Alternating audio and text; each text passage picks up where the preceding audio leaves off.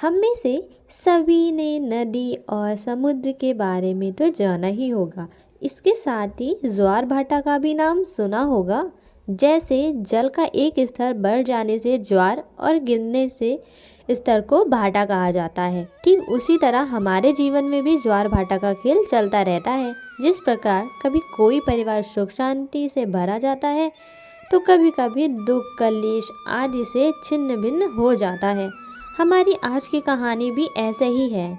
जैसे कि ज्वार भाटा गिरता है और फैलता है, ऐसी ही हमारी कहानी यही आपको दर्शाती है।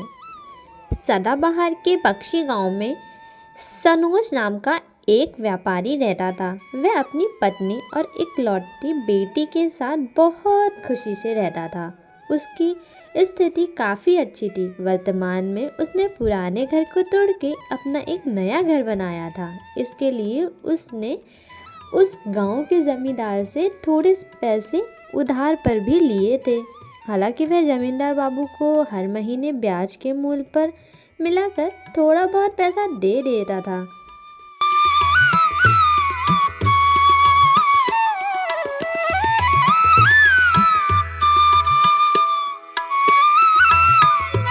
मैं आ गया हूँ, ये लो पैसे। अगर ज़मींदार के लोग आए तो उन्हें ये पैसे दे देना। और कब तक पैसे देना है जी? अब तो हमारी बेटी बड़ी हो रही है, उसकी पढ़ाई के लिए भी तो कुछ पैसे हमें जमा करके रखने ही हैं। लगभग तो सारा कर्जा ख़त्म ही हो गया है। बस इसी तरह भगवान की कृपा लगी रहे और हमारा काम चलता रहे। बस कुछ ही दिनों में, आगे आने वाले 6 महीने में हमारा सारा कर्जा चुक जाएगा। ऐसा ही हो। बिटिया कहाँ है? हाँ, वो पढ़ रही है। उसका ख्याल रखना, आखिर सब कुछ वही है हमारे लिए। चलो मैं अब निकलता हूँ, नहीं काम के लिए देरी हो जाएगी।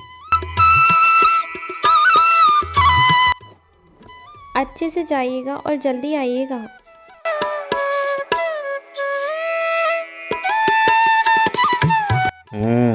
कहिए मुंशी जी, सब ठीक से चल रहा है ना? क्या चल रहा है आजकल? जी हुकुम, सब ठीक है। आपके डर से कौन गलती कर सकता है भला? डर तो बना के रखना ही होगा, नहीं तो ज़मींदारी नहीं चलेगी। और हाँ, आज की जो भी आमदनी होगी वो मुझे बता देना। वही तो देने आया हूँ हुकुम, लेकिन एक छोटी सी दिक्कत है एक आदमी को लेकर। दिक्कत? किस वजह से तुमको दिक्कत हो रही है? क्या है वजह? अरे वही रमन, जिसने हम लोगों से पैसे उधार लेकर नाव खरीदी थी। हाँ, उसने तो अलग अलग गांव में अपना कारोबार फैलाने के लिए हमसे पैसे उधार लिए थे ना। तो दिक्कत किस बात की दिक्कत? तो फिर किस बात की दिक्कत है? अरे हुकुम, एक दिन चोर लूट कर उसकी दुकान का सारा सामान लूट लिया। इसलिए वह दोबारा कारोबार चलाने में असमर्थ है। इसीलिए वह आपको ब्याज या मूल देने के लिए समक्ष नहीं है। वो सब मैं नहीं सुनूंगा, इससे मुझे कोई फ़ायदा नहीं है। ठीक है, मैंने पैसे दिए तो मुझे पैसे चाहिए ही चाहिए। अगर पैसे नहीं दे सकते तो जाओ उसकी नाव उठा ले आओ। ठीक है हुकुम, आप जैसा कहें।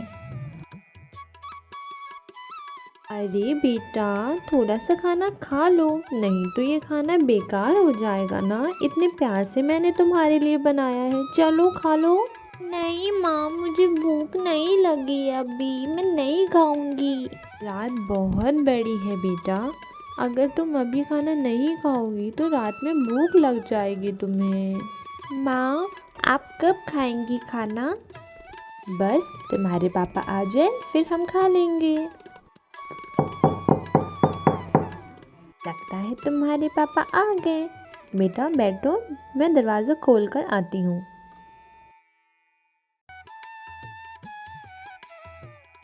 कौन?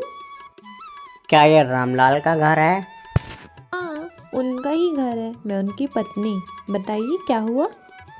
मैं रामलाल के ऑफिस से आया हूँ। आज नाव से सामान ले जाते समय बीच नदी में ही नाव पलट गई। जिससे रामलाल की डेथ हो गई। हाँ, नहीं।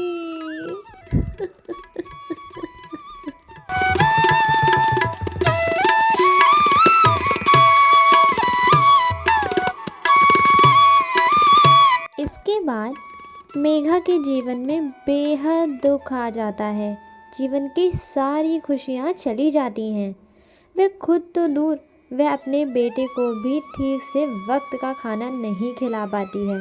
ऊपर से ज़मींदार के उधार लिए पैसे ना लौटाने पर आज सहन पड़ोस के बीचों बीच अपमान झेलना पड़ता था। वो दिन के आधे समय बस रोती ही रहती थी और अपने पति को याद किया करती थी। उससे जीने की कोई इच्छा नहीं थी अब, इसलिए वह खुद को मारना चाहती थी। लेकिन ये सब सोचते ही उसे अपनी बेटी की याद आ जाती। अगर वह भी चली गई तो उसकी बेटी की देखभाल कौन करेगा। इसलिए वो अपनी बेटी को देखकर अपने मन को शांत कर लिया करती थी। नहीं, इस तरह मैं हाथ पे हाथ रख कर नहीं बैठ सकती। कुछ तो करना ही होगा हमें। दोनों माँ बेटी को जीना है तो कुछ ना कुछ तो करना ही पड़ेगा। मगर मैं क्या करूँ? मेरे पास तो कुछ भी नहीं है अब। मुझे पैसे चाहिए और वो मैं कहाँ से लाऊंगी? ज़मींदार बाबू को तो वैसे भी पैसे देने हैं। अगर उनके पास मांगूंगी तो क्या वो देंगे? जो भी हो, मैं एक बार मांग कर तो देखती हूँ, शायद वो मेरी मदद करे।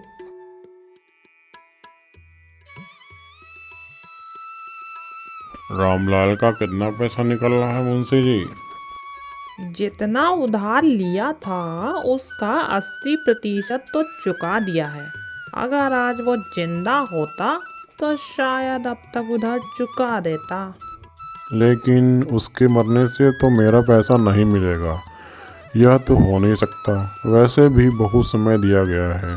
अगर ज़रूरत पड़ी तो हम उसका घर बेचकर पैसे ले लेंगे। अगर हम लोग उनका घर ले लेंगे तो उनकी पत्नी और उनकी बेटी रहेंगी कहाँ?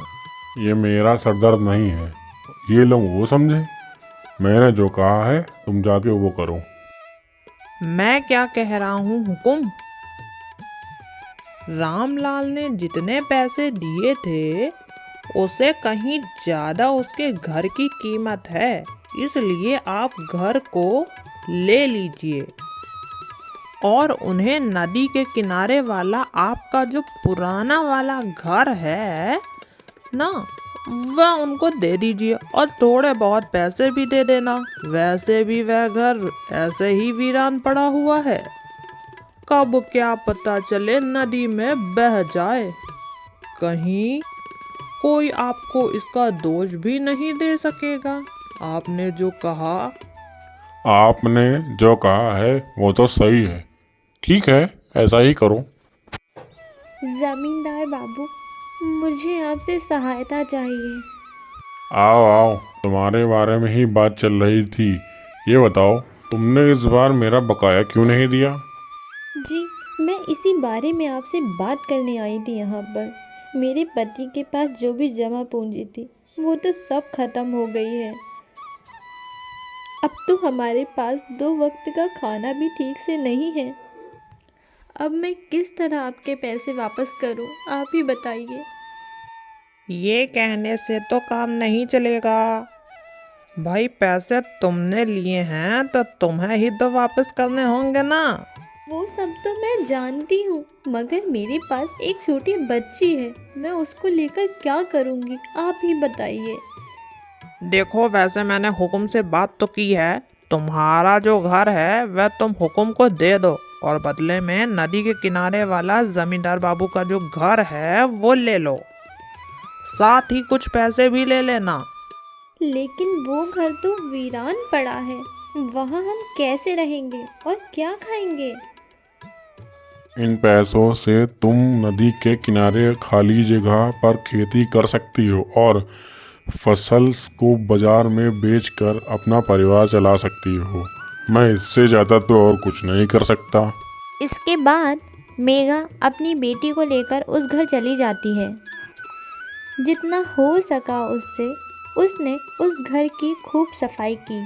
उसके बगल में ही ज़मीन पड़ी थी, उसमें उसने खेती करना शुरू किया। इसके बाद जो भी फसल होती उसको वो बेचकर अपना घर चलाने लगी।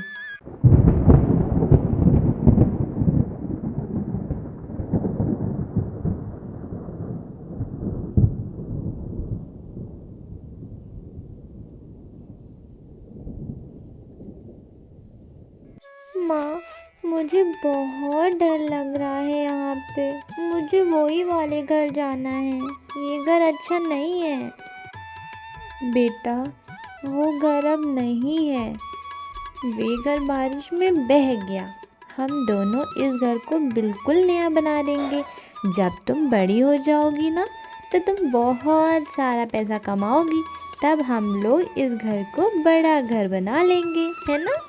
हाँ माँ, मैं बड़ी होके बहुत बड़ी आदमी बन जाऊंगी और हाँ, जमींदार से भी बड़ा घर बनाऊंगी मैं। हाँ बेटा, ठीक है। अभी बाहर मत जाना बेटा, बिस्तर पे जाकर बैठो, मैं अभी आती हूँ।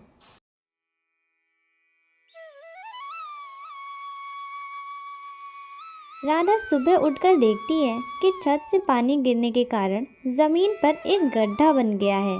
छत से गिरा हुआ पानी घर में कहीं नहीं जमा हुआ था। वह ये सोच रही थी, क्या सारा का सारा पानी इसी गड्ढे में चला गया?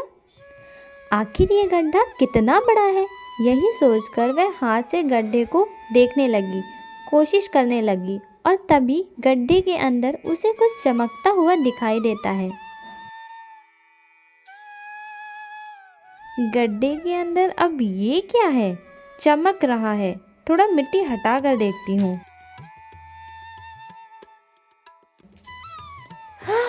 अरे, ये तो सोने के सिक्के हैं।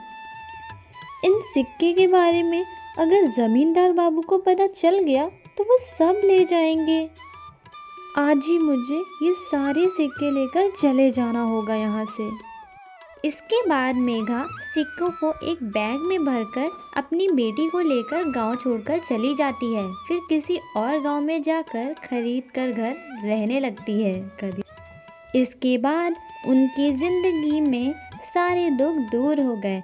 अब वो अपना जीवन खुशी खुशी व्यापन कर रहे हैं। अगर आपको हमारी ये स्टोरी अच्छी लगी तो हमारा चैनल ज़रूर सब्सक्राइब करें। ऐसी नई वीडियो के लिए को देखने के लिए बेल आइकन ज़रूर ऑन कर दें और हमारी वीडियो को लाइक करें। धन्यवाद।